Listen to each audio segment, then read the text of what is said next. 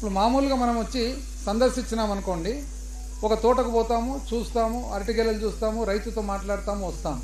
కానీ కొన్ని కిలోమీటర్ల పాటు మీతో పాటు నడిస్తే ఒకటి అవగాహనతో పాటు ముఖ్యంగా మీడియా ద్వారా పైన ఎవరైతే విజయవాడలో కూర్చొని ఉన్నారో ప్రభుత్వము, కూటమి ప్రభుత్వం, వాళ్ళు కళ్ళు తెరిచి ఇటువంటి దారుణమైన పరిస్థితి ఉందని చెప్పి తెలుసుకుంటారనే ఒక ఆశతో ఇక్కడికి రావడం జరిగిందన్న. ఈరోజు మనం గమనిస్తే ఒక అరిటే కాదు, ఉల్లి పరిస్థితి ఏముంది, ఉల్లి పరిస్థితి ఏముంది.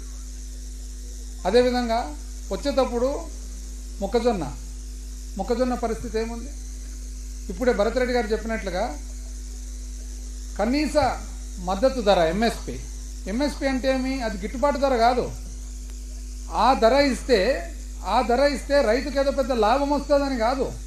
కనీసం మద్దతు ధర అనేది ఏ విధంగా నిర్ధారణ చేస్తారంటే, ఒక రైతుకు ఒక పంట పండించేదానికి ఎంత ఖర్చు వస్తుంది అని అందాజుగా లెక్కేసి కనీసము ఆ డబ్బులన్నా ఇస్తే రైతు లాభము కాదు, నష్టపోకుండా మళ్ళా వచ్చే పంటకు ఆయన పంట వేసుకోగలుగుతాడనే ఆలోచనతో పెట్టినది కనీస మద్దతు ధర అని తెలియజేస్తాము.